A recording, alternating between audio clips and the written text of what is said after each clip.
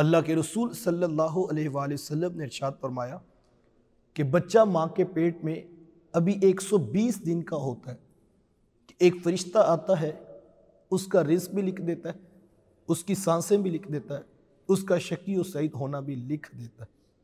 اب جتنا رزق لکھا جا چکا ہے، انسان الٹی چھلانگیں بھی لگاتا پھرے تو ملے گا پھر بھی وہی جو لکھا جا چکا ہے۔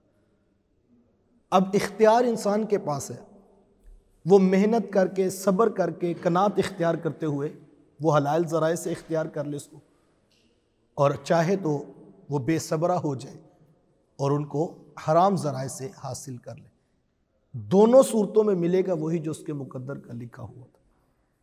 اور کتنی خوبصورت بات ہمارے بزرگوں نے ارشاد فرمائی، وہ فرماتے کہ کسی شخص نے یہ بات سنی کہ جو مقدر کا لکھا ہے وہ ضرور ملے گا، تو وہ ایک غار میں جا کر بیٹھ گیا، میں دیکھتا ہوں کہ میرے مقدر کا لکھا مجھے کیسے پہنچایا جاتا ہے۔ جب میں محنت نہیں کروں گا، جب میں کوشش نہیں کروں گا تو پھر مجھے رزق کہاں سے ملے گا؟ نوجوان جا کر بیٹھ گیا۔ اب 1 دن گزرا، 2 دن گزرے، تیسرا دن تھا اور اس کے اعضائے بدنیہ کمزور پڑنے لگے۔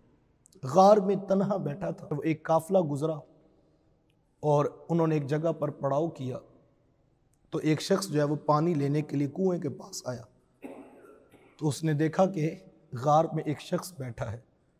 اس نے جا کر اپنے قافلے والوں کو بتایا کہ ایک نوجوان وہاں پر اس طرح سے خاموش بیٹھا ہے۔ تو کوئی دانا بینا بزرگ جو ہیں اس قافلے کے اس نوجوان کے پاس آئے، اس سے سوال جواب کیا تو یہ خاموش بیٹھا رہا۔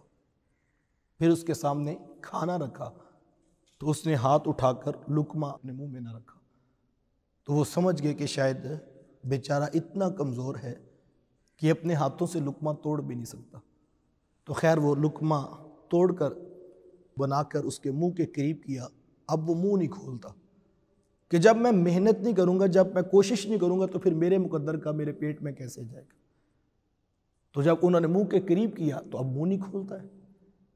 تو کسی دانا شخص نے کہا کہ یہ شاید بیچارہ اتنا کمزور ہے کہ یہ والا کھانا کھا بھی نہیں سکتا، کوئی لیکوڈ ٹائپ چیز اس کے لیے غذا جو ہے وہ تیار کرو۔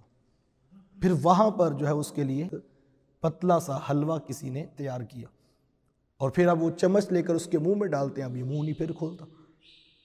تو کسی نے کیا کیا کہ وہ چمچ کو الٹا کر کے اس کے منہ میں ڈال کر زور سے دانتوں کو کھولنا چاہا، تو اس کی ہنسی نکل گئی کہ واہ مالک، جو میرے مقدر کا لکھا ہے تو کھلا کے رہے۔